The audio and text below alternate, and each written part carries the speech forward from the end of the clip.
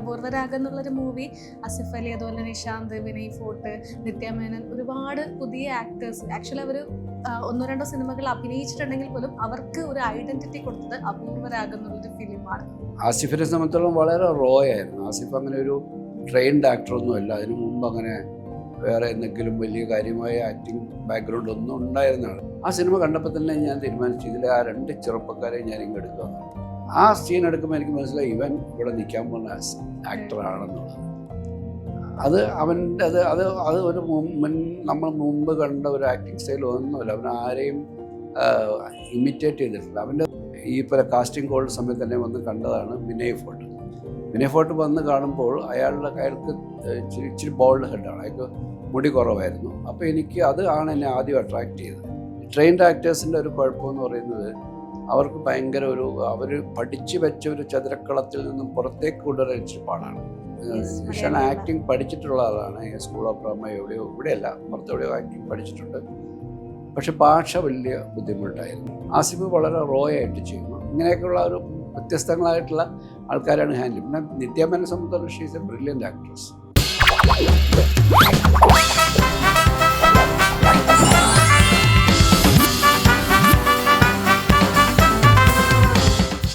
മലയാള സിനിമയിൽ സിയാദ് കോക്കർ, സിബി മലയിൽ കൂട്ടുകെട്ടിൽ ഒരുങ്ങിയ ഒരു ചിത്രം, അതും ഒരു യൂത്ത് ഓറിയൻറ്റഡ് ആയിട്ടുള്ള ഒരു വൈബ്രൻ്റ് ആയിട്ടുള്ള ഒരു ചിത്രം, അതാണ് അപൂർവരാഗം. അപൂർവരാഗത്തെക്കുറിച്ചാണ് ഇന്ന് സംസാരിക്കുന്നത്.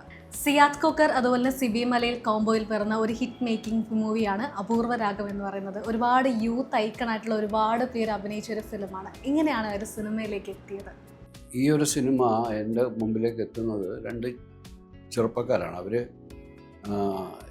ഞാൻ പോകുന്ന ലൊക്കേഷനുകളൊക്കെ വരും എന്നെ കാണാൻ വേണ്ടിയിട്ട്. പല പടങ്ങളിലെ ലൊക്കേഷനിൽ ഇങ്ങനെ ഇവരവിടെ ആൾക്കൂട്ടത്തിൻ്റെ ഇടയിലൊക്കെ നിൽക്കുക. എപ്പോഴെങ്കിലും ഒരവസരം കിട്ടിയാൽ ഓടി എൻ്റെ അടുത്ത് വരും, ഒരു കഥ പറയാനുണ്ടെന്ന് പറയും. അപ്പോൾ ഇങ്ങനെ ഒരുപാട് പേര് കഥ പറയാൻ വേണ്ടി വരുന്നവരെ കണ്ട് അതിലൊന്നും ഒന്നും വർക്ക് ചെയ്യാതെ പോകുമ്പോൾ നമുക്ക് കേൾക്കാൻ തന്നെ ഒരു മടുപ്പ് തോന്നണം. എല്ലാവരും നമ്മൾ തന്നെ ചെയ്ത സിനിമകളുടെയൊക്കെ പോലത്തെ അങ്ങനത്തെ കഥയുണ്ട്, ഇങ്ങനത്തെ കഥയുണ്ട്, ആകാശദൂത് പോലത്തെ കഥയുണ്ട്, അല്ലെങ്കിൽ കിരീടം പോലത്തെ കഥയുണ്ടെന്നൊക്കെ പറഞ്ഞാണ് ആൾക്കാർ വരുന്നത്.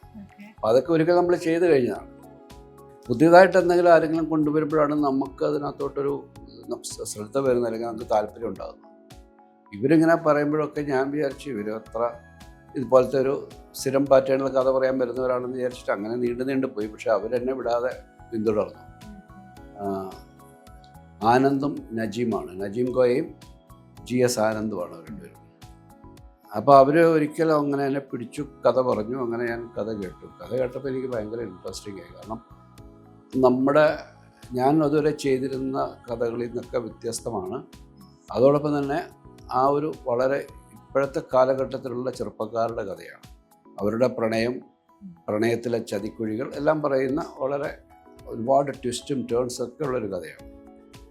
അപ്പോൾ എനിക്കത് വളരെ ഇഷ്ടമായി. അപ്പോൾ ആ കഥ ഇങ്ങനെ മനസ്സിൽ കിടപ്പുണ്ടായിരുന്നു. ആ സമയത്താണ് വീണ്ടും സിയാദുമായിട്ടൊരു പ്രോജക്റ്റ്, ഒരു ആലോചനയൊക്കെ സംസാരം. ഞങ്ങളെന്നും കാണുന്നവരാണ്. സിയാദ് ഞാനായിട്ട് മിക്കവാറും ദിവസങ്ങൾ അല്ലെങ്കിൽ കണ്ടിന്യൂസ് ആയിട്ട് ഞങ്ങളിങ്ങനെ കോണ്ടാക്റ്റിലുള്ളവരാണ്. അപ്പോൾ എന്തെങ്കിലും അങ്ങനെ പുതിയൊരു കാര്യം വരുമ്പോൾ ഞങ്ങളൊന്ന് ഡിസ്കസ് ചെയ്യുന്ന കൂട്ടത്തിലാണ് ഇങ്ങനെ ഒരു കഥയുണ്ട് എന്ന് പറയുമ്പോഴാണ് സിയാദും അതിനകത്തൊരു നമുക്കങ്ങനെയാണെങ്കിൽ അത് വർക്ക് ചെയ്യാം എന്നുള്ളൊരു ചിന്തയിലെത്തുന്നത്. അപ്പോൾ ആ സിനിമയ്ക്കകത്ത്, ആ കഥയ്ക്കകത്ത് കുറേ കറക്ഷൻസ് ഉണ്ടായിരുന്നു. കുറേ അവരുടെ ഒരു ഒറിജിനൽ സ്റ്റോറി ലൈൻ ഓക്കെയാണ്, പക്ഷേ അതിൻ്റെ ഒരു സ്ക്രീൻ പ്ലേയിൽ കുറേ കറക്ഷൻ എനിക്ക് ഉണ്ടായിരുന്നു. അങ്ങനെ ഞാൻ അവരുമായിട്ട് ഇരുന്നിട്ട് ഒരു പുതിയ സ്ക്രീൻ പ്ലേ ഉണ്ടാക്കി. കഥ അങ്ങനെ തന്നെ നിലനിർത്തിക്കൊണ്ട് ആ കഥ പറയുന്നതിന് വേണ്ടിയിട്ട് ഞാൻ അവരുടെ കൂടെ ഇരുന്നു കൊണ്ട് പുതിയൊരു സ്ക്രീൻ പ്ലേ ഉണ്ടാക്കി. അങ്ങനെയാണ്. പ്രത്യേകിച്ചും സെക്കൻഡ് ഹാഫിൽ ഡ്രാസ്റ്റിക് ആയിട്ടുള്ള ചേഞ്ചസ് വരുന്നത്. അവരുടെ ഒറിജിനൽ കഥയിൽ നിന്നും വളരെ ഡ്രാസ്റ്റിക് ആയിട്ടുള്ള പുതിയ ക്യാരക്ടേഴ്സ്, പുതിയ സിറ്റുവേഷൻസ് ഒക്കെ ക്രിയേറ്റ് ചെയ്ത് കൊണ്ടുവന്നിട്ടാണ് അത് വർക്ക് ചെയ്തത്. അത് കാസ്റ്റിങ്ങിൻ്റെ കാര്യത്തിൽ നമ്മൾ തീരുമാനിച്ചു ഇതെല്ലാം പുതിയ ആൾക്കാരായിരിക്കണം. കാരണം ഈ കഥയ്ക്കൊരു പ്രത്യേകതയുണ്ട്. ഈ കഥയിലെ ഈ കഥാപാത്രങ്ങൾ ആദ്യം നമ്മൾ കാണുന്നവരല്ല. അവർക്കൊരു വേറൊരു മുഖമുണ്ട്. ആ മുഖം നേരത്തെ ഓഡിയൻസിന് കിട്ടാൻ പാടില്ല. നമുക്ക് മുൻകൂട്ടി ഓഡിയൻസ് കണ്ട് പരിചയമുള്ള ആക്ടേഴ്സ് ആണെങ്കിൽ ഇയാൾ എന്തായിരിക്കും, അയാൾ ഇങ്ങനെ ആകുമായിരിക്കും എന്നൊക്കെ ചിന്തിക്കാം. അങ്ങനെ ഒരു മുൻവിധികളോടുകൂടി ഈ സിനിമ കാണാൻ ഉള്ളൊരവസരം കൊടുക്കാതെ അവർക്ക് പ്രെഡിക്റ്റ് ചെയ്യാൻ കഴിയാത്തൊരു ഒരു ഒരു ലെവലിലേക്ക് ക്യാരക്ടേഴ്സ് പിന്നീട് വളരുന്നുണ്ട്. അതുകൊണ്ട് തന്നെ പുതിയ ആൾക്കാർ ഇത് ചെയ്യണമെന്ന് നിർബന്ധമുണ്ടായിരുന്നു. പിന്നെ വളരെ യൂത്ത് ഒരു ഓറിയൻറ്റഡ് സിനിമ ആയതുകൊണ്ട് ചെറുപ്പക്കാരായ ഏറ്റവും ഫ്രഷ് ആയിട്ടുള്ള ഫേസസ് വരിക എന്നുള്ള ഒരു ചിന്തയായിരുന്നു. അങ്ങനെ ഇരിക്കുമ്പോഴാണ് ഞാൻ ഋതു എന്ന് പറയുന്നൊരു സിനിമയുടെ പ്രിവ്യൂ ഇവിടെ എറണാകുളത്തിട്ടപ്പോൾ ഞാനത് കാണാൻ പോയി. ശ്യാമപ്രസാദിൻ്റെ സിനിമയാണ്. അപ്പോൾ അദ്ദേഹത്തിനെ വിളിച്ചപ്പോൾ ഞാൻ പോയി കണ്ടു. ആ സിനിമ കണ്ടപ്പോൾ തന്നെ ഞാൻ തീരുമാനിച്ചു ഇതിലെ ആ 2 ചെറുപ്പക്കാരെ ഞാൻ ഇങ്ങ് എടുക്കാമെന്ന്. ഒരാൾ എനിക്കറിയില്ല, അതിലെ നായകനായിരുന്നത് നിഷാനാണ്. നിഷാൻ മലയാളി അല്ലാതൊന്നും എനിക്കറിയില്ലായിരുന്നു. ആസിഫിനെയും ഞാൻ അപ്പോഴാണ് കാണുന്നത്. അത് രണ്ടുപേരും എനിക്ക് ഈ സിനിമയ്ക്ക് ഓക്കെ ആണെന്നുള്ള ഒരു ധാരണയുണ്ടായിരുന്നു. പിന്നീട് നമ്മൾ ഇതിൻ്റെ കാസ്റ്റിങ്ങിലേക്ക് വരുമ്പോഴേക്കും അവരെ തന്നെയാണ്.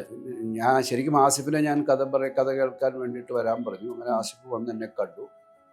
ആസിഫിൻ്റെ അടുത്ത് ഞാനിരുന്ന് കഥ പറഞ്ഞപ്പോൾ അവനിങ്ങനെ ഇൻ്റർവ്യൂവരൊക്കെ ഇങ്ങനെ കേട്ടിരുന്നു. അവന് വലിയ എക്സൈറ്റ്മെൻ്റ് ഒന്നും ഞാൻ കണ്ടില്ല. അത് കഴിഞ്ഞ് ഇൻ്റർവ്യൂവിൽ കഴിഞ്ഞ് സെക്കൻഡ് ഹാഫ് കൂടെ പറഞ്ഞു കഴിഞ്ഞപ്പോഴത്തേക്ക് അവൻ ഭയങ്കരമായിട്ട് എക്സൈറ്റഡായി. അപ്പോൾ അവൻ എൻ്റെ അടുത്ത് പറഞ്ഞത്, സാറേ ഞാൻ വിചാരിച്ചത് ഒരു സാധാരണ ക്യാമ്പസ് ലവ് സ്റ്റോറി, അതിങ്ങനെ പോകുന്ന പോലെ എനിക്ക് തോന്നുന്നു ഫസ്റ്റ് ഹാഫ് പരീക്ഷ. ഇൻ്റർവ്യൂവൽ പോയിന്റിൽ ഞാൻ ഞെട്ടിപ്പോയിരുന്നു.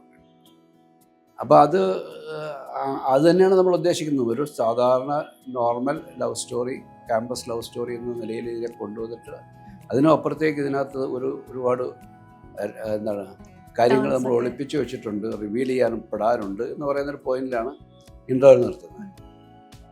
അതോടുകൂടി അവൻ കഥ കേട്ട് എക്സൈറ്റഡായി. നിഷാനെ ഞാൻ ഓവർ ദ ഫോൺ കഥ പറഞ്ഞു. അപ്പം നായികയുടെ കാര്യത്തിലാണ് നമുക്കൊരാളെ ഇങ്ങനെ, അപ്പോൾ ഈ നിത്യമേനോൻ അതിനു മുമ്പ് ആകാശഗോപുരം എന്ന് പറയുന്ന ഒരു സിനിമ ചെയ്തിരുന്നു. അപ്പോൾ അതിൻ്റെ അസോസിയേറ്റ് ഡയറക്ടർ എൻ്റെ അസോസിയേറ്റ് ആയിരുന്നു. അപ്പോൾ അദ്ദേഹമാണ് ആ കുട്ടി. ഞാൻ ആ സിനിമ കണ്ടു. ആകാശഗോപുരം KP കുമാരൻ സാറിൻ്റെ സിനിമയാണ്. ഞാൻ ആ സിനിമ കണ്ടതാണ്. അപ്പോൾ പെട്ടെന്ന് എൻ്റെ അസോസിയേറ്റ് ആണ് അവളുടെ പേര് സജസ്റ്റ് ചെയ്തത്. പെട്ടെന്ന് അവരെ വിളിച്ച് സംസാരിച്ചപ്പോൾ അവരും വന്നു. അവർക്കും വളരെ താല്പര്യം തോന്നി. അവരും ഇതിനകത്തേക്ക് വന്നു. പിന്നെ മൂന്നാമത്തെ ഒരു ബോയ്സിന് മൂന്നാമത്തെ ക്യാരക്ടറിലേക്കാണ് നമുക്ക്. അതൊരു വളരെ പ്രത്യേകതയുള്ളൊരു ക്യാരക്ടറാണ്. വളരെ സോഫ്റ്റും ഒരു ട്രാൻസ്ഫോർമേഷൻ വരാൻ പോകുന്ന കഥാപാത്രമാണ്. അങ്ങനെ വന്നപ്പോഴാണ് എന്നെ ഈ പോലെ കാസ്റ്റിംഗ് കോൾ സമയത്ത് തന്നെ വന്ന് കണ്ടതാണ് വിനയ് ഫോർട്ട്. വിനയ് ഫോർട്ട് വന്ന് കാണുമ്പോൾ അയാൾക്ക് ഇച്ചിരി ബോൾഡ് ഹെഡാണ്. അയാൾക്ക് മുടി കുറവായിരുന്നു. അപ്പോൾ എനിക്ക് അത് ആണ് എന്നെ ആദ്യം അട്രാക്റ്റ് ചെയ്തത്. ഇയാളും ഋതുവിലുണ്ടായിരുന്നു എന്നുള്ള അപ്പോഴാണ് ഞാൻ മനസ്സിലാക്കുന്നത്. ഇയാൾ ഋതുവിൽ ഒരു ചെറിയൊരു ഗേ ക്യാരക്ടർ ചെയ്തത്. അപ്പോൾ അത് നന്നായി ചെയ്തു. പക്ഷേ പുള്ളി എൻ്റെ മുമ്പിൽ വന്നിരുന്ന് പറഞ്ഞപ്പോഴാണ് അതിനകത്ത് ചെയ്ത ആളതെനിക്ക് കണക്റ്റഡ് ആയത്. പിന്നെ ഈ ക്യാരക്ടറിനും ഒരു സ്ത്രൈണ സ്വഭാവം ഫസ്റ്റ് ഹാഫിൽ നമ്മൾ കൊടുക്കണമെന്ന് ഉദ്ദേശിച്ചിരുന്നു. അതിൽ നിന്നാണ് ഇയാളുടെ ഒരു ഭയങ്കര വൈബ്രൻ്റ് ആയിട്ടുള്ള ഒരു നെഗറ്റീവ് ഫേസിലേക്ക് അയാൾ വരാൻ പോകണം. ഒരു ടെററാണെന്നുള്ള പിന്നീട് വരണം. അപ്പോൾ അത് ഇയാളുടെ ഈ മുടിയുടെ അപ്പോൾ ഈ മാറ്റം വരണം. ഇയാൾ ശരിക്കും ഒറിജിനൽ മുഖം, ഇയാളുടെ ഒറിജിനൽ സ്വഭാവവും മുഖവും രൂപവും ഒക്കെ ഒരു ഡിസ്ഗൈസ് ചെയ്തിട്ടാണ് ഇവിടെ ഈ ക്യാമ്പസിലേക്ക് എത്തുന്നത്. അപ്പോൾ അത് കറക്റ്റ് ഇയാളായിരിക്കും എന്ന് വെച്ചാൽ വേറൊരാളെ വിളിച്ചിട്ട് നമ്മൾ ഈ ഒരു രൂപമാറ്റം വരുന്നതിനേക്കാളും എളുപ്പം ഇയാൾ നല്ല ആക്ടറാണ്. ഇങ്ങനൊരു രൂപമാറ്റത്തിന് അയാൾ വളരെ കൃത്യമായിട്ട് നമുക്ക് ഉപയോഗിക്കാൻ പറ്റും. ആ സീനിൽ അയാളെ വിക്ക് വലിച്ചെറിയുന്നുണ്ട്. അവിടെ നിന്നിട്ട് വേറൊരു ഇയാളങ്ങ് വളർന്ന് വലുതായിപ്പോൾ. അപ്പോൾ അതിനു വേണ്ടി അത് കറക്റ്റ് നമുക്ക് അയാളെ തന്നെ കിട്ടി. അപ്പോൾ ഒരുപാട് എല്ലാവരും കൃത്യമായ ഒരു കാസ്റ്റിങ്ങിലേക്ക് നമുക്ക് എത്താൻ കഴിഞ്ഞു. നമ്മളിത് ഷൂട്ട് ചെയ്തത് ഇരിഞ്ഞാലക്കുട ക്രൈസ്റ്റ് കോളേജിലാണ്. വിദ്യാസാഗറാണ് മ്യൂസിക്. അതും ഇതുപോലെ തന്നെ നമ്മളുടെ ഒരു സ്ഥിരം ടീമാണ്. നമ്മളൊരുമിച്ച് ഒരുപാട് സിനിമകൾ ഈ കോക്കേഴ്സിന് വേണ്ടി തന്നെ ബാക്ക് ടു ബാക്ക് സിനിമകൾ ചെയ്ത ഒരു ടീമാണ് വിദ്യാസാഗറും ഞങ്ങളെല്ലാവരും വെച്ചത്. അപ്പോൾ ആ രീതിയിൽ വിദ്യാസാഗറിൻ്റെ കോൺട്രിബ്യൂഷൻസ് ഒക്കെ ആ സിനിമയുടെ ഒരു സക്സസിൻ്റെ വലിയ ഒരു കോൺട്രിബ്യൂഷൻ തന്ന എലമെൻസാണ്.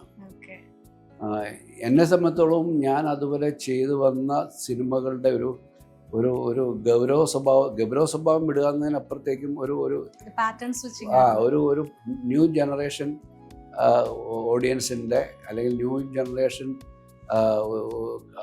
ഒരു ലോകത്ത് ജീവിക്കുന്ന ചെറുപ്പക്കാരുടെ കഥ പറയാൻ കഴിയണമെന്നുള്ളതാണ്. അത് ഒരുപക്ഷെ എന്നെക്കാളും വർഷങ്ങൾ ചെറുപ്പമുള്ള പുതിയൊരു തലമുറയിലെ ആൾക്കാരുടെ ജീവിതത്തെ പറയുമ്പോൾ അതിനെ അതൊരു ചലഞ്ചാണ്.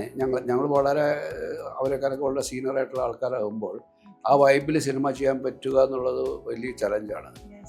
അപ്പം അതിനു വേണ്ടിയിട്ട് ഞാൻ ബോധപൂർവം തന്നെയാണ് ആ സിനിമയുടെ ഒരു മേക്കിങ്ങിൻ്റെ കാര്യത്തിലൊക്കെയും അത്തരത്തിലുള്ള ഒരു ഒരു ഒരു ഒരു സ്റ്റൈലാണ് സ്വീകരിച്ചത്. അത് വർക്കായി. അപ്പം ഇതൊരു പിന്നെ ന്യൂ ജനറേഷൻ സിനിമകളുടെ തുടക്കകാലത്ത് സംഭവിച്ച ഒരു സിനിമയാണ്. അപ്പം പുതിയ തലമുറയുടെ സിനിമയുടെ ഒരു തുടക്കകാലത്തെ ഒരു ഒരു ഒരു ട്രെൻഡ് കൊണ്ടുവന്ന ആ കാലഘട്ടത്തിൻ്റെ കൂടെ സഞ്ചരിക്കാൻ കഴിഞ്ഞ ഒരു സിനിമയാണ് എന്നെ സംബന്ധിച്ചിടത്തോളം. തിയേറ്ററുകൾ ഒരു പക്ഷേ വലിയ ഹിറ്റൊന്നും ആയിട്ടില്ല അത്. കാരണം ഇതിൻ്റെ ഒപ്പം ഇറങ്ങിയതാണ് മലർവാടി ആർട്സ് ക്ലബ്ബ്, ഒരേ ദിവസം റിലീസ് ചെയ്തതാണ്. മലർവാടി ആർട്സ് ക്ലബ്ബ് വലിയ ഹിറ്റാകുകയും അതിനോടൊപ്പം ഇത് എത്തിയില്ല. തിയേറ്റർ എന്താണ് ഒരു കളക്ഷനിൽ അതിന് താഴെയായിരുന്നു. അപ്പം എന്തായാലും എന്നെ സംബന്ധിച്ചിടത്തോളം വളരെ റിഫ്രഷിംഗ് ആയിട്ടുള്ള ഒരു എക്സ്പീരിയൻസ് ആയിരുന്നു ആ സിനിമ. ഞാൻ തന്നെ റിഫ്രഷ്ഡായ എൻ്റെ സ്ഥിരം പാറ്റേണുകളിൽ നിന്നും മാറിക്കൊണ്ടുള്ള ഒരു കഥയും ഒരു ഒരു ഒരു മേക്കിംഗ് സ്റ്റൈലിനെയൊക്കെ എനിക്ക് എന്താണ് കൃത്യമായിട്ട് കൊണ്ടുവരാൻ കഴിഞ്ഞു എന്നുള്ളതും എൻ്റെ പേഴ്സണലായിട്ടുള്ളൊരു സന്തോഷമാണ്. Thanks to the writers. തീർച്ചയായിട്ടും അവർ രണ്ട് ചെറുപ്പക്കാർ ഒരുപാട് സ്ട്രഗിൾ ചെയ്തതാണ്. ഞാനും ആദ്യമായിട്ടാണ് എൻ്റെ മുമ്പിൽ കഥയുമായിട്ട് വരുന്നൊരു പുതിയ ആളുടെ, അതായത് ഇതിനു മുമ്പ് ഒരു സിനിമയും ചെയ്യാത്ത കഥ പറയുന്നത്. ഞാനും ഒരു സമയത്തൊക്കെ ഞാൻ ആഴ്ചയിൽ ഒരു 200 കഥകളൊക്കെ കേൾക്കുമായിരുന്നു. കാരണം അതിനുവേണ്ടി മാത്രം ഡെഡിക്കേറ്റ് ചെയ്തിട്ട്, കാരണം ഒരുപാട് പേര് പല സ്ഥലങ്ങളിൽ നിന്ന് വിളിക്കും. അപ്പോൾ വീട്ടിൽ വരട്ടെ, അവിടെ വരട്ടെ. അപ്പോൾ എല്ലാവരും കൂടെ വീട്ടിൽ കൊണ്ടുവന്നിരുത്തി കഥ കേൾക്കാൻ പറ്റത്തില്ല. അവരുടെ എല്ലാവരുടെയും സമയത്തിന് ഓരോ ദിവസവും അതിനായിട്ട് മാറ്റി വെക്കാൻ കഴിയില്ല. അപ്പം ഞാൻ ചിലപ്പോൾ ഒരു മാസത്തിൽ ഒരു കുറച്ച് ദിവസങ്ങൾ അതിനായിട്ട് മാറ്റി വെക്കും. എന്നിട്ട് ഇവരടുത്ത് പറയും ഇന്ന ദിവസം വരാൻ പറഞ്ഞാൽ അതിനുവേണ്ടി രാവിലെ തൊട്ട് വൈകുന്നേരം വരെ ഇരിക്കും. അപ്പോൾ ഓരോ ദിവസം കുറേ ആൾക്കാർ വരും, 10-25 പേര് ഓരോ ദിവസം വരും. അങ്ങനെ അവരുടെ കയ്യിൽ നിന്നും അവർ വരുമ്പോൾ കഥ കേൾക്കും. ചിലത് 2 ലൈൻ പറയുമ്പോഴേ നമുക്ക് മുന്നോട്ട് പോകണ്ടെന്ന് തീരുമാനിക്കും. ചിലർ പറഞ്ഞ് ഇൻട്രസ്റ്റിംഗ് ആയിട്ട് വന്ന് ചിലപ്പോൾ അവസാനം അത് താഴ്ക്കും. എന്തായാലും ഞാൻ ഇങ്ങനെ ആയിരക്കണക്കിന് കഥകൾ ഇങ്ങനെ പല ഘട്ടങ്ങളായി കേട്ടതിൽ നിന്നും ഒന്നും നമ്മളെ ഇത് ചെയ്യണം എനിക്ക് എന്ന് തോന്നിപ്പിക്കുന്ന ഒരു കഥ വന്നില്ല. പലതിനും നമ്മൾ മുമ്പ് ചെയ്തു, അല്ലെങ്കിൽ നമ്മൾ മുമ്പ് വന്ന് മലയാളത്തിൽ തന്നെ മറ്റാൾക്കാർ ചെയ്ത് വന്നുപോയ സിനിമകളിലേക്ക് ഒരു പാറ്റേണാണ്. നമ്മളെപ്പോഴും പുതിയ ആൾക്കാരിൽ നിന്ന് പ്രതീക്ഷിക്കുന്ന ഒരു ഫ്രഷ്നെസ്സാണ്. ഇതുവരെ പറയാത്ത വളരെ ഡിഫറെൻ്റ് ആയിട്ടുള്ള ഒരു കഥയെ കൊണ്ടുവന്നാലാണ് ഒരു പുതിയ ആൾക്കാർക്കും റൈറ്റർ എന്നല്ല അവർക്കും ശ്രദ്ധ നേടാൻ കഴിയുള്ളൂ. അപ്പോൾ അങ്ങനെ ആദ്യമായിട്ടാണ് എൻ്റെ മുമ്പിലേക്ക് വന്ന ഫ്രഷായിട്ട് വന്ന ഒരു സ്ക്രിപ്റ്റ് റൈറ്റേഴ്സ് എന്ന് പറയുന്ന ഇവരിൽ നിന്നാണ് ആദ്യമായിട്ട് അങ്ങനെ ഒരു സിനിമ ചെയ്യാൻ. ഞാൻ എല്ലാ പാറ്റേണിൽ നിന്നും അല്ലെങ്കിൽ എല്ലാ മലയാളത്തിലെ എല്ലാ പ്രധാനപ്പെട്ട റൈറ്റേഴ്സുമായിട്ടും ഞാൻ സിനിമകൾ ചെയ്തിട്ടുണ്ട്. ഇപ്പം ആദ്യകാലത്ത് ശ്രീനിവാസനുമായിട്ട് ചെയ്തു, പിന്നീട് ലോഹിതദാസ് വന്നു, SN സ്വാമിയുടെ കൂടെ ചെയ്തു. അതിനുശേഷവും വന്ന ഒരുപാട് പുതിയ തലമുറയിൽ എഴുത്തുകാർ TR റസാഖിൻ്റെ കൂടെ ചെയ്തു. അങ്ങനെ പിന്നെയും മറ്റു ചില റൈറ്റേഴ്സിൻ്റെയൊക്കെ തുടക്കകാലത്ത് K ഗിരീഷ് കുമാർ ആയാലും സിന്ധുരാജ് ആയാലും അങ്ങനെ പലരുടെ കൂടെയും സിനിമകൾ ചെയ്തു. രഘുനാഥ് പലിയുടെ കൂടെ ചെയ്തു. അങ്ങനെ വ്യത്യസ്തങ്ങളായ എഴുത്തുകാരുടെ കൂടെ സിനിമകൾ ചെയ്തിട്ടുണ്ട്. അവരൊക്കെ സീസൺഡായിട്ട് സിനിമയിൽ വന്ന ശേഷമാണ് അവരുടെ കഥകളൊക്കെ ചെയ്തത്, രഞ്ജിത്തിൻ്റെ കൂടെയൊക്കെ. പക്ഷേ തീർത്തും പുതിയ ആൾക്കാർ ആദ്യമായിട്ട് സിനിമയിൽ കഥ എഴുതാൻ വരുന്ന ഒരു ചെറുപ്പക്കാരുടെ കഥ ആദ്യമായിട്ടാണ് ചെയ്യുന്നത്. അപ്പം അതൊരു ഈ രീതിയിൽ ശ്രദ്ധിക്കപ്പെടുന്ന ഒരു പുതിയ കാലത്തിൻ്റെ കഥയും സിനിമയുമായി മാറിയതിലുള്ള സന്തോഷം. തീർച്ചയായും. അപ്പോൾ എന്തായാലും ഈ ഒരു കഥ സാറ് നേരത്തെ പറഞ്ഞിട്ടുണ്ടായിരുന്നു, ഇപ്പോൾ യൂത്ത് ആയിട്ടുള്ള ആൾക്കാരെയാണ് ഈ ഒരു കഥ എന്താണ് അവർക്ക് വേണ്ടിയിട്ടുള്ളതാണ് എക്സ്പെക്ട് ചെയ്യുന്നത്. പക്ഷെ എന്നാലും ഇപ്പോൾ യൂത്ത് ആയിട്ടുള്ള ആളുകളാണെങ്കിൽ പോലും ഒരുപാട് പേര് എല്ലാവരും പുതുമുഖങ്ങളാണ്. അപ്പോൾ പുതുമുഖങ്ങളാകുമ്പം അത്രയും നാൾ വലിയ ഹിറ്റ് മേക്കേഴ്സ് ആയിട്ടുള്ള ഒരുപാട് നടന്മാരുടെ കൂടെ അവരുടെ കൂടെ വർക്ക് ചെയ്തതിന് ശേഷം പിന്നെ ഇങ്ങനെ യൂത്ത് ആയിട്ടുള്ള പുതുമുഖങ്ങളുടെ കൂടെ വർക്ക് ചെയ്യുമ്പം എന്തെങ്കിലും ഇപ്പോൾ ടെൻഷനോ അല്ലെങ്കിൽ അവരെ ട്രെയിൻ ചെയ്യിക്കുന്ന കാര്യത്തിലൊരു കൺഫ്യൂഷൻസോ അങ്ങനെ എന്തെങ്കിലും ഉണ്ടായിരുന്നോ? ഇല്ല, ടെൻഷൻ അവർക്കാണ് ഉണ്ടാകുന്നത്.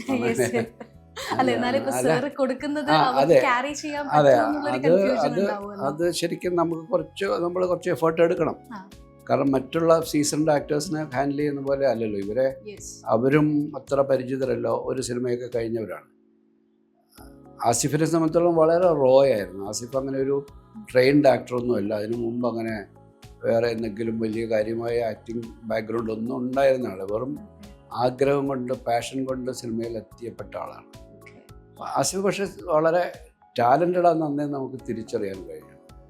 അതിൽ ഒരു ഇൻ്റർവെല്ലിനോട് അടുത്തൊരു സീനുണ്ട്. ഇയാൾ ഈ വളരെ പാവമായിട്ട് ആ സീനിലിരിക്കുക. ഈ സ്ത്രീ, ഈ കുട്ടിയുടെ ഫാദർ ഇവരെ വിളിച്ചിട്ട് ഇവരെ സോർട്ട് ചെയ്യാൻ ഇവരെ ഭീഷണിപ്പെടുത്തുന്ന ഒരു സീനുണ്ട്. ആ സീനിൽ വെച്ചിട്ട് പെട്ടെന്ന് ഇയാൾ അതുവരെ അതിൻ്റെ ഒരു അവസാന ഘട്ടത്തിൽ ഇയാൾ ഭയങ്കര ഒരു ചേഞ്ച് ഓവർ വരുന്നുണ്ട്. ഇയാൾ ഒരു ബിയർ കുപ്പി അടിച്ചു പൊട്ടിച്ചിട്ട് സ്വന്തം കൈ അത് വെച്ച കീറുന്നതോടുകൂടി ആ സീൻ എടുക്കുമ്പോൾ എനിക്ക് മനസ്സിലായി ഇവൻ ഇവിടെ നിൽക്കാൻ പോകുന്ന ആക്ടറാണെന്നുള്ളത്. അത് അവൻ്റെ അത് ഒരു നമ്മൾ മുമ്പ് കണ്ട ഒരു ആക്ടിങ് സ്റ്റൈൽ ഒന്നുമില്ല. അവൻ ആരെയും ഇമിറ്റേറ്റ് ചെയ്തിട്ടില്ല. അവൻ്റേതായിട്ടുള്ള ഒരു സ്വന്തമായ ഒരു സ്റ്റൈൽ അവനുണ്ടായി വരും എന്നുള്ളത് നമുക്ക് അവിടെ ബോധ്യപ്പെട്ടു. നിഷാനെ സംബന്ധിച്ചുള്ള പ്രശ്നം ഉണ്ടായിരുന്ന നിഷാന് ഭാഷയുടെ പ്രശ്നമാണ്. നിഷാൻ ആക്ടിങ് പഠിച്ചിട്ടുള്ള ആളാണ്. സ്കൂൾ ഓഫ് ഡ്രാമ ഇവിടെയല്ല, പുറത്തെവിടെയോ ആക്ടിങ് പഠിച്ചിട്ടുണ്ട്.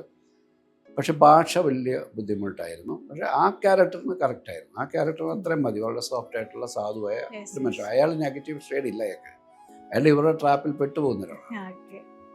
അതേപോലെ വിനയ് ഫോർട്ടിനെ സംബന്ധിച്ചോളം വിനയ് ഫോർട്ട് ട്രെയിൻഡ് ആക്ടറാണ്. അയാൾ ഭയങ്കര ആക്ടിങ് സ്കൂളിലല്ല, ഡ്രാമ സ്കൂളിലൊക്കെ പോയി പഠിച്ച് സീസൺഡ് ആയിട്ടുള്ള ഒരു ട്രെയിൻഡ് ആയിട്ടുള്ള ആക്ടറാണ്.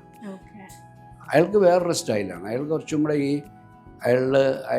അയാൾക്ക് കിട്ടിയ ട്രെയിനിങ്ങിനെ അയാൾ ഉപയോഗിച്ചുകൊണ്ടാണ് ആക്ടിങ്ങിലേക്ക് അയാൾ എത്തുന്നത്. അതൊരു വേറൊരു സ്റ്റൈലാണ്.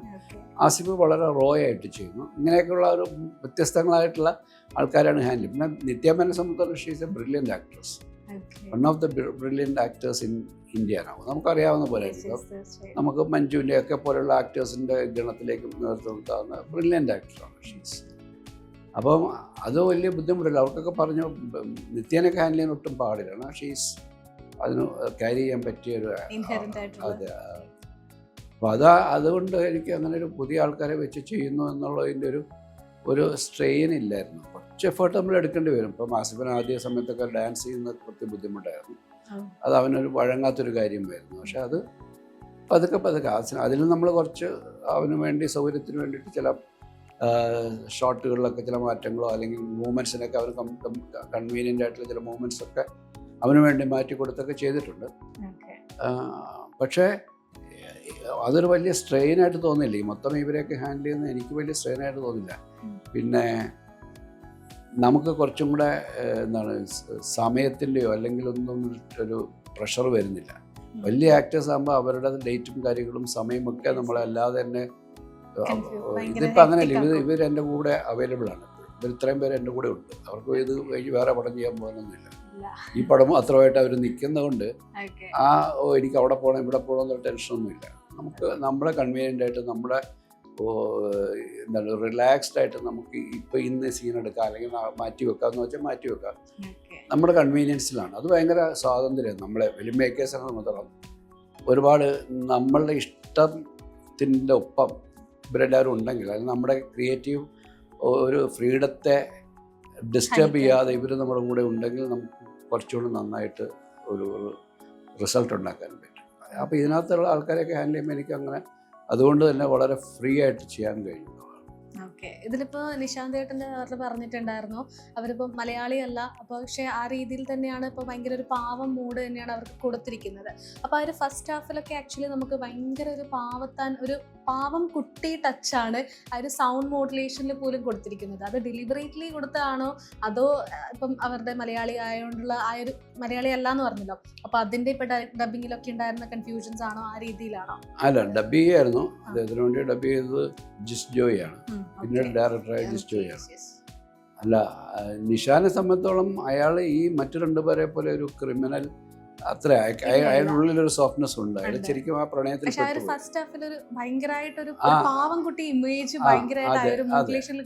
അതുകൊണ്ടാണ് അങ്ങനെ ഒരു പാവംകുട്ടി ഇമേജിൽ നിന്നാലേ ഈ പെൺകുട്ടിക്ക് പ്രണയിക്കാൻ തോന്നുള്ളൂ.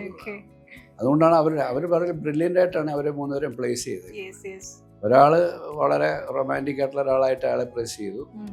കാണാൻ സുന്ദരനാണ്, പ്രേമിക്കാൻ പറ്റിയ ആളാണ്, ഒരു പെൺകുട്ടിയെ അട്രാക്ട് ചെയ്യാൻ പറ്റുന്ന ആളാണെന്നൊക്കെ തോന്നുന്ന രീതിയിൽ അയാളെ പ്ലേസ് ചെയ്തു. Okay. മറ്റവർ രണ്ടുപേരുമാണ് ഇതിനെ ഈ പ്ലോട്ട് ചരട് സെറ്റ് ചെയ്തത്. Okay.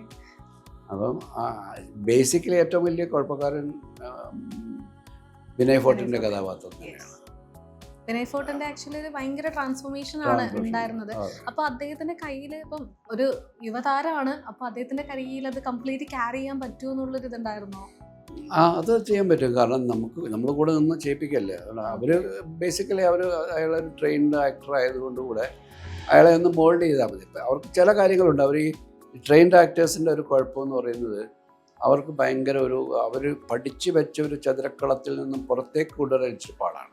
കാരണം അവർക്ക് അവരൊരു ആക്ടിങ്ങിന് മുമ്പ് അവരുടെ കുറച്ച് എക്സസൈസ് കാര്യങ്ങളൊക്കെ ചെയ്താണല്ലോ അവർ ട്രെയിൻഡ് ആക്ടറായിട്ട് വരുന്നത്. അതിൻ്റെ ഒരു അതിര് പൊട്ടിച്ചവരെ കൊണ്ടുവരാൻ കഴിയണം. ആദ്യം അത് പൊട്ടാൻ ഇച്ചിരി പാടായിരുന്നു, പക്ഷെ പിന്നീട് നമ്മളത് പൊട്ടിച്ച് എടുത്ത് അയാളും കംഫർട്ടബിളായി. അവരെ കംഫർട്ടബിൾ ആക്കിക്കൊണ്ട് നമ്മളത് ചെയ്യുമ്പോൾ അവർ ആ ഒരു ഷെല്ലിൻ്റെ പുറത്തേക്ക് വന്നിട്ട് അവർ പെർഫോം ചെയ്യും. ഓക്കെ. ഇപ്പോൾ ഈ അപൂർവരാഗം എന്നുള്ളൊരു മൂവി ആസിഫ് അലി, അതുപോലെ നിഷാന്ത്, വിനയ് ഫോർട്ട്, നിത്യ മേനൻ, ഒരുപാട് പുതിയ ആക്ടേഴ്സ് ആക്ച്വലി അവർ ഒന്നോ രണ്ടോ സിനിമകൾ അഭിനയിച്ചിട്ടുണ്ടെങ്കിൽ പോലും അവർക്ക് ഒരു ഐഡന്റിറ്റി കൊടുത്തത് അപൂർവരാഗം എന്നുള്ളൊരു ഫിലിമാണ്. അപ്പോൾ സാർ എങ്ങനെയാണ് അതിനെ നോക്കി കാണുന്നത്? ഇപ്പോൾ സാറിനെ ഇപ്പോൾ അവർ വിചാരിക്കുകയാണെങ്കിൽ ലൈക്ക് ഒരു മാസ്റ്റർ പോലുള്ളൊരു ഫ്രെയിമിലാണ് സാർ ഉള്ളത്, അവർക്കൊരു ഐഡന്റിറ്റി നൽകിയൊരു ഫിലിമാണ്. അല്ല, അത് തന്നെയാണ് നമ്മൾ എന്താണ് സിനിമ കണ്ട ശേഷം അവരെ സംബന്ധിച്ചോളം അവർ പിന്നെ അവരുടെ ഇൻഡസ്ട്രിയുടെ ഒരു ഭാഗമായിട്ട് അവരെല്ലാം മാറി. ആസിഫ് വലിയ രീതിയിൽ ഇൻഡസ്ട്രിയിലേക്ക് വരികയും ഇപ്പോൾ അവൻ ഒരു സിനിമ സ്വന്തമായിട്ട് ഹോൾഡ് ചെയ്യാനും സക്സസ്ഫുൾ സിനിമകൾ ചെയ്യാനും ഒക്കെയും ഒരു മാർക്കറ്റ് വാല്യൂയിലൊക്കെയും ഒരു ഡിമാൻഡുള്ള ആക്ടറായിട്ട് ആസിഫ് മാറിയിരിക്കുന്നത് ഒരു 10-15 വർഷങ്ങൾക്ക് ഉള്ളിൽ. അതിനു മുമ്പ് തന്നെ അയാൾ എസ്റ്റാബ്ലിഷ് ഒരു സോളോ ലീഡ് റോൾസ് ചെയ്യാനായിട്ടുള്ള ഒരു സ്റ്റാച്ചറിലേക്ക് അവൻ വന്നത് വളരെ പെട്ടെന്നാണ്. വിനയ് ഫോർട്ടും അതേപോലെ തന്നെ ഹീറോ വേഷങ്ങളും ചെയ്തിട്ടുണ്ട്, പിന്നെ വളരെ ലീഡ് ക്യാരക്ടർ റോൾസ് ചെയ്ത് ഇപ്പോഴും നമ്മൾ സജീവമായിട്ട് നിൽക്കുന്നവരാണ്. നിത്യ മലയാളത്തിനും അപ്പുറത്തേക്ക് തമിഴിലും ഹിന്ദിയിലും തെലുങ്കിലും ഒക്കെ പോയി സക്സസ്ഫുൾ സിനിമകൾ ചെയ്തുകൊണ്ടിരിക്കുന്ന ആൾക്കാരാണ്. നിഷാനും ഇൻ ബിറ്റ്വീൻ മറ്റു ഭാഷകളൊക്കെ ചെയ്യുന്നുണ്ട്, അതോടൊപ്പം തന്നെ മലയാളത്തിലും വന്ന് ഇടയ്ക്കിടയ്ക്ക് ചെയ്തു. നിഷാന്റെ അടുത്ത് ഇപ്പോൾ കിഷ്കിന്ത കാലത്തിൽ ചെയ്തു.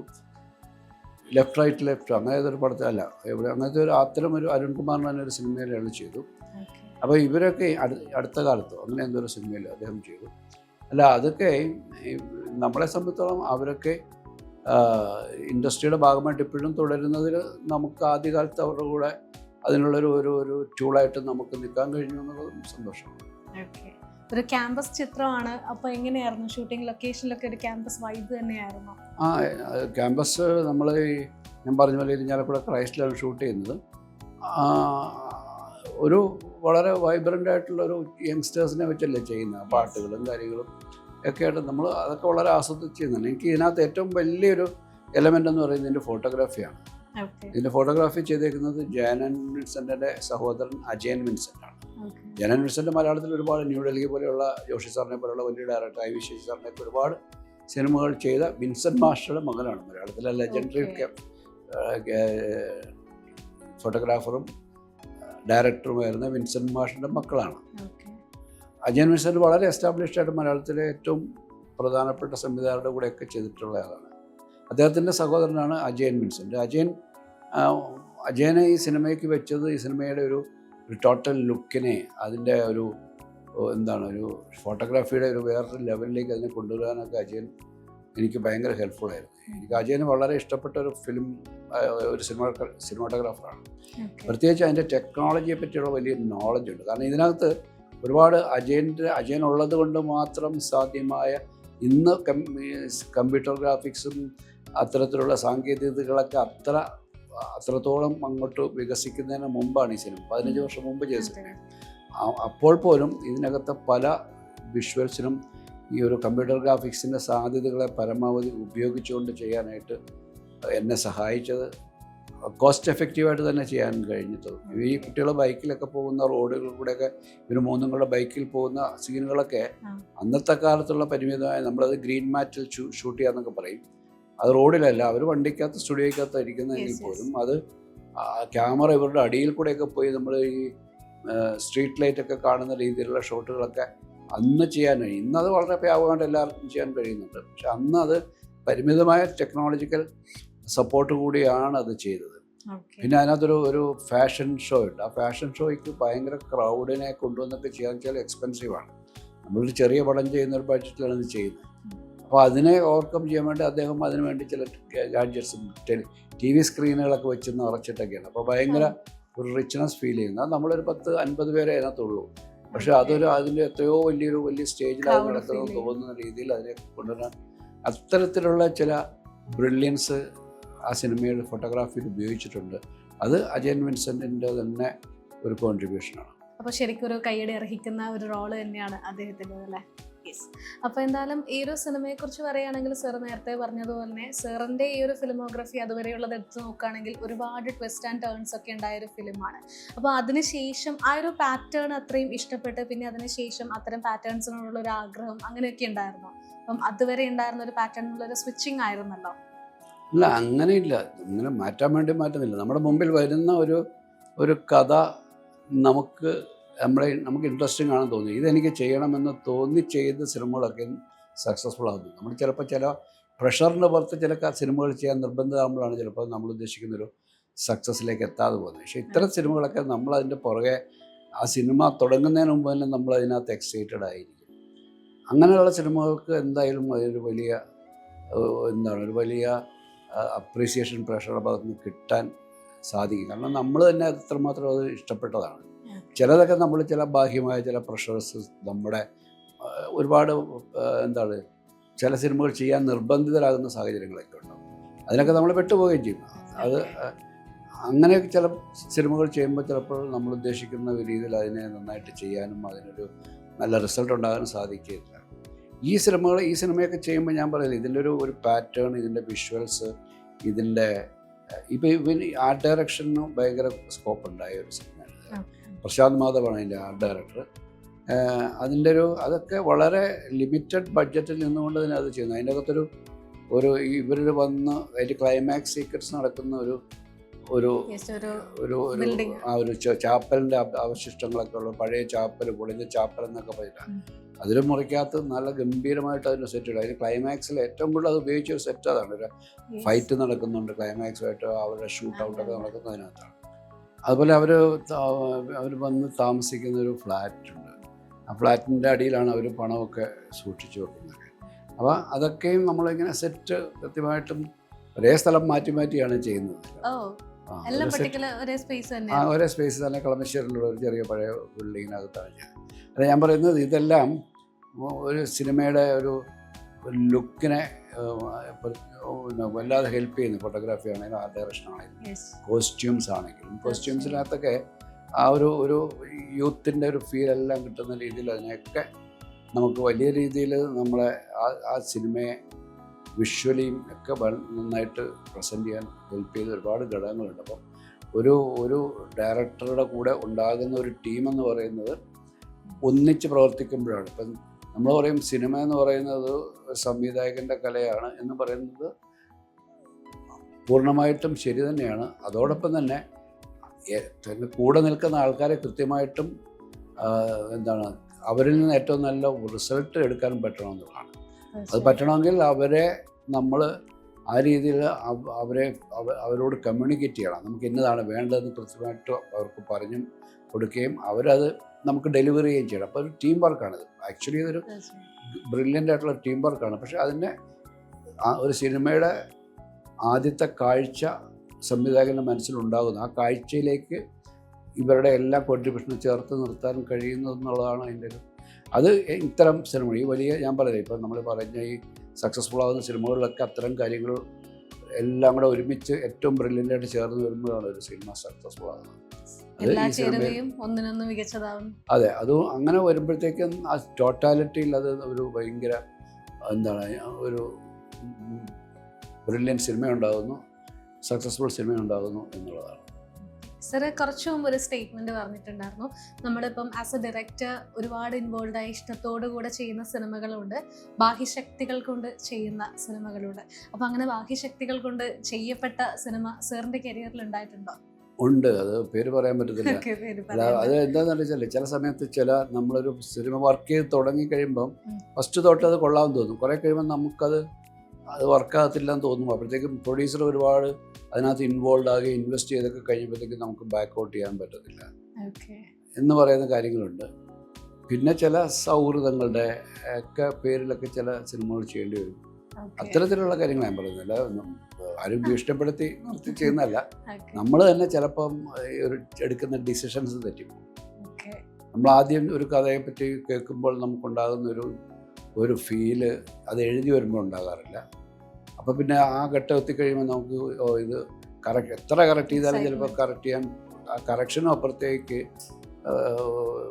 അത് കയ്യിൽ നിന്ന് പോകുന്നൊരു ഘട്ടം വരും. അങ്ങനെയൊക്കെ സംഭവിക്കാറുണ്ട്. ഒരു പ്രോജക്റ്റിലേക്ക് കയറുന്നതിന് ഇപ്പോൾ പൂർണ്ണമായിട്ടൊരു സ്ക്രിപ്റ്റ് എഴുതി വർക്ക് ചെയ്തിട്ട് ചെയ്യുന്ന സമയത്ത് നമുക്കത് നമുക്ക് കോൺഫിഡൻസോടുകൂടി അപ്ലൈ. ചില സമയത്ത് വളരെ ഷോർട്ട് ടൈമിൽ ഈ പറയുന്ന പ്രഷറുണ്ട്, ഇപ്പം ആർട്ടിസ്റ്റിൻ്റെ ഡേറ്റ് ഉണ്ട്, കഥയായി, പക്ഷെ അത് എഴുതിയിട്ടില്ല. കഥ ആർട്ടിസ്റ്റ് ഇഷ്ടപ്പെട്ടു അല്ലെങ്കിൽ പ്രൊഡ്യൂസർക്ക് ഇഷ്ടപ്പെട്ടു എന്ന് പറയുന്നതിനപ്പുറത്തേക്ക് അതൊരു എഴുതി വരുമ്പോൾ ഈ പറയുന്ന ചില നമ്മളെ എന്താണ് ആ കഥയിലേക്ക് അട്രാക്റ്റ് ചെയ്ത ഒരു എലമെൻറ്റ്, ഒരു കോർ എലമെൻറ്റ് ചിലപ്പം എഴുതി വരുമ്പോൾ നഷ്ടപ്പെട്ടു. അത് പിന്നെ കറക്റ്റ് ചെയ്യാൻ പറ്റാത്തൊരു ഘട്ടത്തിലേക്ക് എത്തിപ്പോകും. അങ്ങനെയൊക്കെയുള്ള ചില നമ്മുടെ കൺട്രോളിലില്ലാത്ത ചില കാര്യങ്ങൾ ചിലപ്പോൾ പെട്ടുപോകാറുണ്ട്. എന്തായാലും അപൂർവരാഗത്തിലെ ഒരുപാട് സോങ്സ് ഒക്കെ ഉണ്ട്. ശരിക്കും again Siyad cocker, Sibi Malayil, Vidyasagar magic ആണ് ഈ ഒരു സോങ്സിന്റെ ഒക്കെ ഒരു വലിയ വിജയം എന്ന് പറയുന്നത്. അപ്പൊ എന്താണ് ആ സോങ്സിനെ കുറിച്ച് പറയാനുള്ളത്? എങ്ങനെയൊക്കെയായിരുന്നു മേക്കിംഗ് ഒക്കെ? ഇത് ഒന്ന് ക്യാമ്പസിൽ തന്നെയാണ്, അതൊരു റാപ്പ് മ്യൂസിക് ഒക്കെ ആയിട്ടുള്ള ഒരു വിഷ്വൽസും ഒക്കെ അതുപോലെ അതാണ്. അതിനകത്ത് കമ്പ്യൂട്ടർ ഗ്രാഫിക്സ് ഒക്കെ യൂസ് ചെയ്തിട്ടുള്ള അന്നത്തെ സാങ്കേതികതയെ പരമാവധി ഉപയോഗിച്ചിട്ടുള്ളതാണ്. അതിൻ്റെ ടൈറ്റിൽ തന്നെ ഇത്തരത്തിലാണ്. ഇവരുടെ ഈ ഒരു പ്ലാനിങ്ങിനെ മൊത്തം നമ്മൾ ഒരു സൂചന കൊടുത്തുകൊണ്ടാണ് അതിൻ്റെ ടൈറ്റിൽസ് കാണിക്കുന്നത്. ഒരു CCTV ക്യാമറകളിലൂടെ പല കാര്യങ്ങൾ കാണുന്ന പോലെയും ആരോ ഇവരെ ഫോളോ ചെയ്യുന്നു. ഈ പെൺകുട്ടികളെ ടാർഗറ്റ് ചെയ്ത് തുടങ്ങുന്നിടത്തു നിന്ന് തന്നെയാണ് ടൈറ്റിൽസ് വരുന്നത്. പിന്നെ പടം കണ്ട് കഴിയുമ്പോഴേ മനസ്സിലാവുള്ളൂ. ഈ നിത്യമേനോൻ്റെ ക്യാരക്ടറിനെ ഇങ്ങനെ ഫോളോ ചെയ്ത് ഓരോ ഫോളോ ചെയ്യുന്നുണ്ടെന്നുള്ള ഒരു രീതിയിലാണ് അത് ടൈറ്റിൽസ് ഒക്കെ വരുന്നത്. അപ്പോൾ അതൊക്കെ നമ്മുടെ ആ സമയത്ത് നമുക്ക് ഉണ്ടായ സാങ്കേതികതയെ പരമാവധി ഉപയോഗിച്ചുകൊണ്ട് ചെയ്തതാണ്. ഏതായാലും എനിക്ക് തോന്നുന്നത് ഈ പറയുന്ന പോലെ ഒരു പുതിയ കാലത്തിൻ്റെ സിനിമയുടെ ചെറുപ്പക്കാരുടെ കഥ ഏറ്റവും പുതിയ കാല സിനിമ ആസ്വാദകരുടെ മുമ്പിലേക്ക് ആ സമയത്ത് എത്തിക്കാൻ കഴിഞ്ഞു എന്നുള്ളതാണ് അതിൻ്റെ ഒരു പ്രത്യേകത. തീർച്ചയായും മാറി വന്ന കാലത്ത് ഒരു വലിയ പുത്തൻ ട്രെൻഡ് തന്നെ ഉണ്ടാക്കിയെടുത്തൊരു സിനിമ എന്ന് തന്നെ നമുക്ക് അപൂർവരാഗത്തെ തീർച്ചയായും പറയാം.